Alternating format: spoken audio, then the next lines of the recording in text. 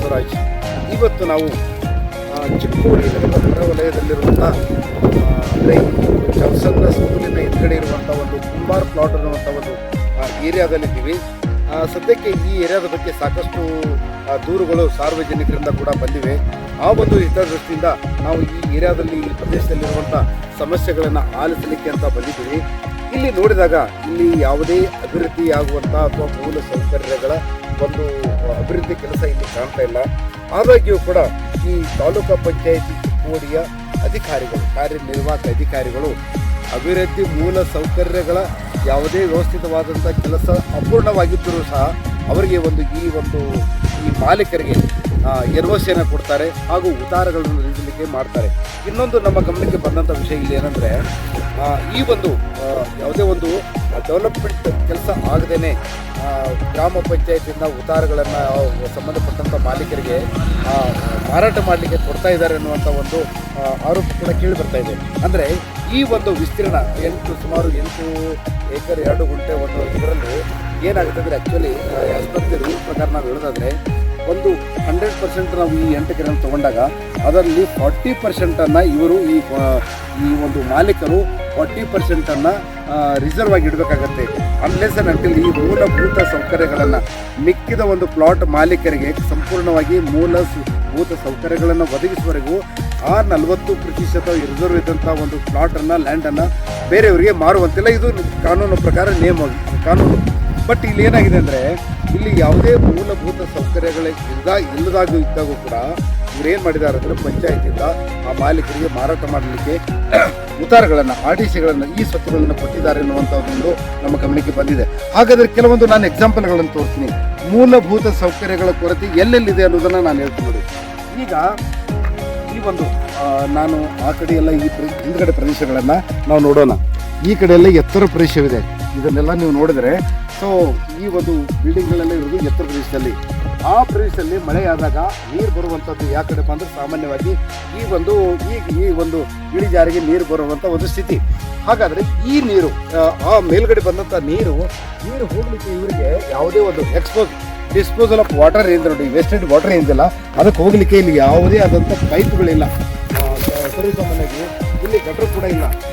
In case ಇಲ್ಲೊಂದು pipe ಇದೆ, but ಈ ಪೈಪ್ ಯಾವುದಿದೆ ಅಂದರೆ ನೀರು ವಾಪಸ್ ಆ ಕಡೆ ನಾವು ಮನೆಯೊಳಗೆ ಸೇರುವಂಥ ಸ್ಥಿತಿಯಲ್ಲಿ ಈ ಒಂದು ಮಾಲೀಕರು ಮಾಡಿದ್ದಾರೆ. ಅದನ್ನು ನಾವು ತೋರಿಸ್ಬೋದು ನೋಡಿ.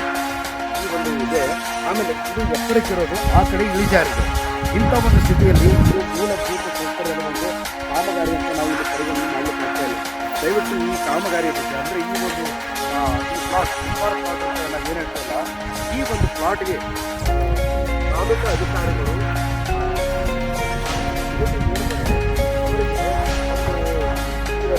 ಪ್ಲಾಟ್ ಮಾಡಲಿಕ್ಕೆ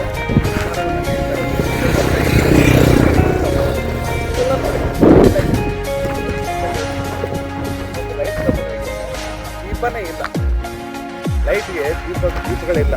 ಆಮೇಲೆ ಆ್ಯಕ್ಚುಲಿ ಇದೆಲ್ಲ ಏನಾಗುತ್ತೆ ಅಂದರೆ ಯಾಸ್ಬರ್ಗ್ ರೂಲ್ ಪ್ರಕಾರ ನಾವು ನಿಯಮ ಪ್ರಕಾರ ಹೇಳೋದಾದರೆ ಇಲ್ಲಿ ಏನಾಗುತ್ತೆ ಅಂದರೆ ಇದನ್ನೆಲ್ಲ ನಾವು ತಾರ್ ಹಾಕ್ಬೇಕು. ಇದಕ್ಕೆಲ್ಲ ನಾವು ತಾರ್ ಹಾಕ್ಬೇಕು. ಆಮೇಲೆ ಡಾಂಬ್ರೀಕರಣ ಅಂತ ಹೇಳ್ತೀವಿ, ಡಾಂಬ್ರೀಕರಣ ಮಾಡಬೇಕು. ಎಲ್ಲಾದರೂ ಡಾಂಬ್ರೀಕರಣ ಇದೆ. ಡಾಂಬ್ರೀಕರಣ ಇಲ್ಲದಾಗಿ ಕೂಡ ಈ ಒಂದು ತಾಲೂಕು ಪಂಚಾಯತಿಯಿಂದ ಒಂದು 40% ರಿಸರ್ವ್ ಲ್ಯಾಂಡನ್ನು ಅವರಿಗೆ ಮಾರಾಟ ಮಾಡಲಿಕ್ಕೆ ಕೊಡ್ತಾರೆ. ಇದು ಕೂಡ ಕಾನೂನು ಪ್ರಕಾರ ಕಾನೂನು ಬಾಹಿರವಾಗಿರುತ್ತೆ. ಇನ್ನಷ್ಟು ಮತ್ತಷ್ಟು ನಾನು ಈಗ ಕ್ಲಿಪ್ಸ್ ತೋರಿಸ್ತೀನಿ, ಕಟ್ ಮಾಡಿ.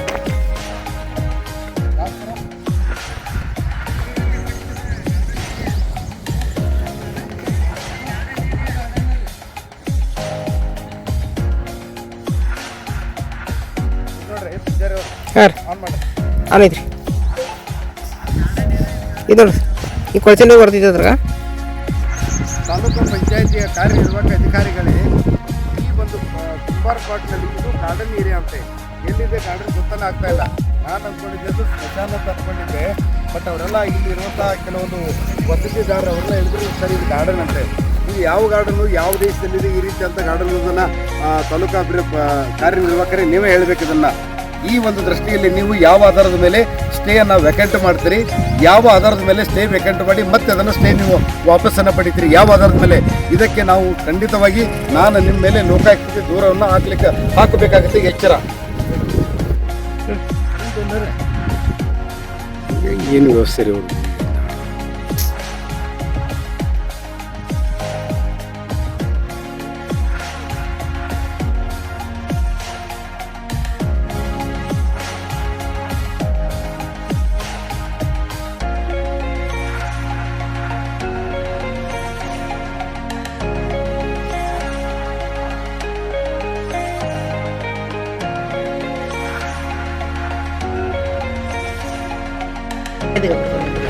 ಹತ್ರ ಹೋಗ್ಬೇಕಂತ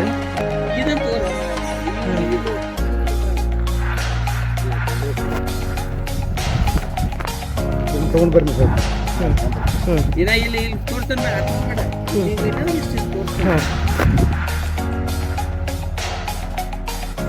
ಚಿಕ್ಕೋಡಿ ನಗರದ ಹೊರವಲಯದಲ್ಲಿರುವ ಅಂದರೆ ಮಧ್ಯದ ರೋಡ್ ರಾಜೀವ್ನಗರದಿಂದ ಚಿಂಚಣಿಗೆ ಹೋಗುವ ರಸ್ತೆಯಲ್ಲಿರುವಂಥ ಈ ಕುಂಬಾರ್ ಪ್ಲಾಟ್ಗೆ ನಾವು ಇವತ್ತು ಭೇಟಿ ನೀಡಿದ್ದೀವಿ.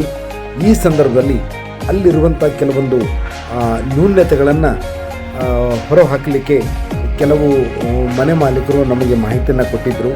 ಆ ಒಂದು ಹಿತದೃಷ್ಟಿಯಿಂದ, ಆ ಮನೆ ಮಾಲೀಕರ ಹಿತದೃಷ್ಟಿಯಿಂದ ಆ ಒಂದು ಸ್ಥಳಕ್ಕೆ ನಾವು ಆಗಮಿಸಿ ಅಲ್ಲಿರುವಂಥ ವ್ಯವಸ್ಥೆಯನ್ನು ನಾವು ಕಣ್ಣಾರೆ ಕಂಡು ಅದರ ವಿಡಿಯೋ ಕ್ಲಿಪ್ಗಳನ್ನು ಕೂಡ ಮಾಡಿದ್ದೀವಿ. ಹಾಗಾದರೆ ಆ ಒಂದು ವಿಸ್ತೀರ್ಣದ ಅಂದರೆ ಆ ಏರಿಯಾದಲ್ಲಿರುವಂಥ ಒಂದು ನ್ಯೂನತೆಗಳ ಮೂಲ ಸೌಕರ್ಯಗಳ ಕೊರತೆಗಳ ಬಗ್ಗೆ ಇವತ್ತು ನಾವು ವರದಿಯನ್ನು ಮಾಡ್ತಾ ಇದ್ದೀವಿ.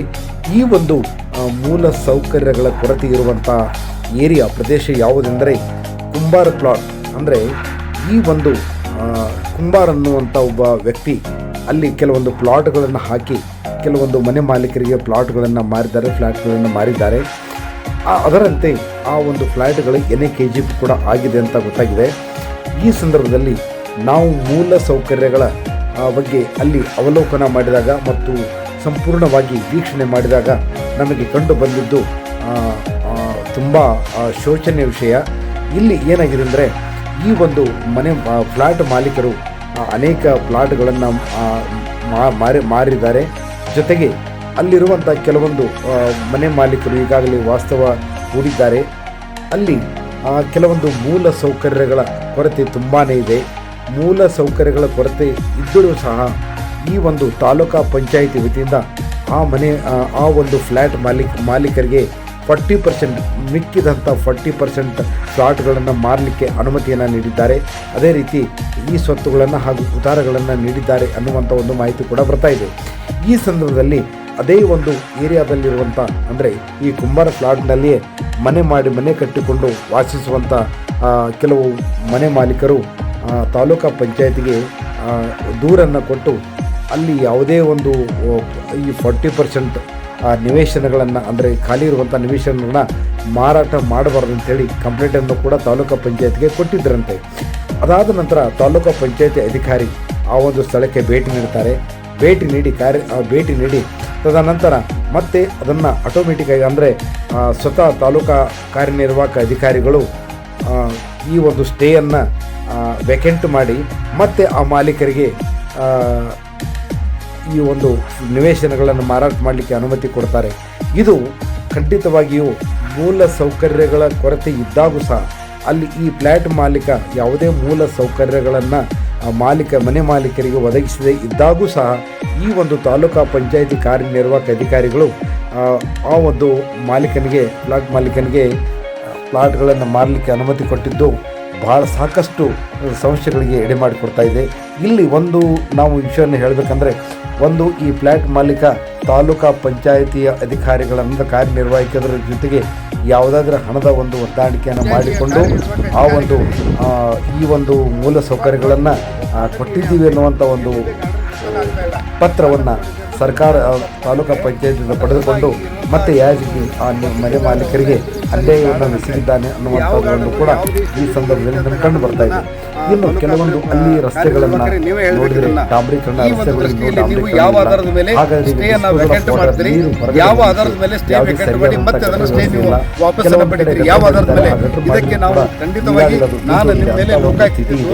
ಜೊತೆಗೆ ಕೆಲವೊಂದು ಈ ಟಾರ್ ಹಾಕುವಂಥ ಎಲ್ಲ ಬ್ಯಾರಲ್ಸ್ ಎಲ್ಲ ಇದೆ. ಅಲ್ಲೆಲ್ಲ ಖಾಲಿ ಬ್ಯಾರಲ್ಗಳನ್ನ ಇಟ್ಟಿದ್ದಾರೆ. ಇದು ನಮ್ಮ ಒಂದು ಅಭಿವೃದ್ಧಿ ಕೆಲಸ ಮೂಲ ಸೌಕರ್ಯಗಳ ಕೆಲಸಕ್ಕಾಗಿ ತಂದಿದ್ದೀವಿ, ಕೆಲಸ ನಡೀತಾ ಇದೆ ಅನ್ನೋ ಒಂದು ಮೌಖಿಕ ಮಾತನ್ನು ಕೂಡ ಜನರಿಗೆ ಹೇಳಿ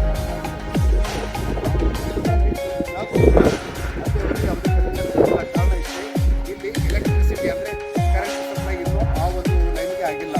ಇದು ಕೂಡ ಒಂದು ಅಭಿವೃದ್ಧಿ ಮೂಲಸೌಕರ್ಯದ ಕೊರತೆಯಲ್ಲಿ ಇದು ಒಂದು ನ್ಯೂನತೆ. ಹಾಗಾದರೆ ಇನ್ನೊಂದು ಈ ಗಾರ್ಡನ್ ಇವರು ಯಾವ ರೀತಿಯಾಗಿ ಈ ಒಂದು ಪ್ಲಾಟ್ ಮಾಲೀಕರು ಯಾವ ರೀತಿಯಾಗಿ ರಸ್ತೆ ನಿರ್ಮಾಣ ಮಾಡ್ತಾ ಇದ್ದಾರೆ ಅಂದರೆ ಈ ಒಂದು ಗಾರ್ಡನ್ನಲ್ಲಿರುವಂಥ ಒಂದು ಕಡಿಯನ್ನು ತೆಗೆದು ಅದನ್ನೇ ರೋಡ್ ಮಾಡ್ತಾ ಇದ್ದಾರೆ. ಇದು ಕೂಡ ತಾಲೂಕಾ ಪಂಚಾಯತ್ ಅಧಿಕಾರಿಗಳ ಗಮನಕ್ಕೆ ಬರಬೇಕಾಗಿತ್ತು, ಅಥವಾ ಈ ತಾಲೂಕಾ ಪಂಚಾಯತಿಯ ಕಾರ್ಯಾಲಯದವರು ಹಣ ತಿಂದು ಈ ಒಂದು ವ್ಯವಸ್ಥೆಯನ್ನು ಮುಚ್ಚಿ ಹಾಕಲಿಕ್ಕೆ ಪ್ರಯತ್ನ ಮಾಡಿದ್ದಾರೆ ಅನ್ನೋದನ್ನು ಸ್ವತಃ ತಾಲೂಕಾ ಕಾರ್ಯನಿರ್ವಾಹಕ ಅಧಿಕಾರಿಗಳು ಉತ್ತರಿಸಬೇಕು.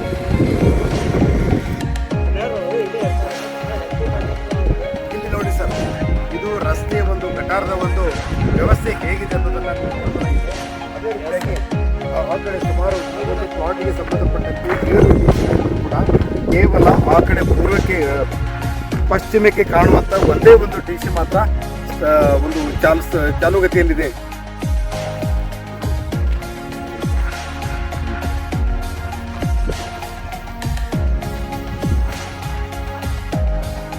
ಈ ಮುಂಚೆ ಪ್ಲಾಟ್ ಮಾಲೀಕರಂದರೆ ಈ ಒಂದು ಪ್ಲಾಟ್ಗೆ ಸಂಬಂಧಪಟ್ಟಂತೆ ಮನೆ ಮಾಲೀಕರೊಬ್ಬರು ಸ್ಟೇಯನ್ನು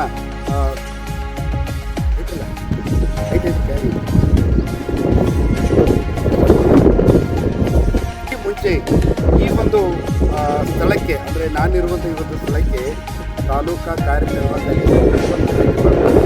ಭೇಟಿ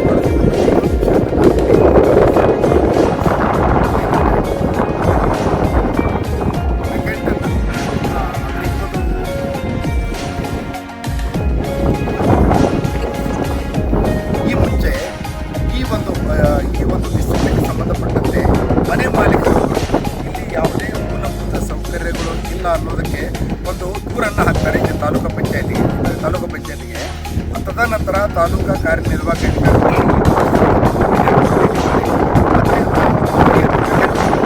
ಯಾವ ಆಧಾರದ ಮೇಲೆ ವೆಕೆಟ್ ಮಾಡ್ತಾರೆ ಇಲ್ಲಿ ಬ್ಯಾರಲ್ಸನ್ನು ಏನು ಕಾಣಿಸುತ್ತೆ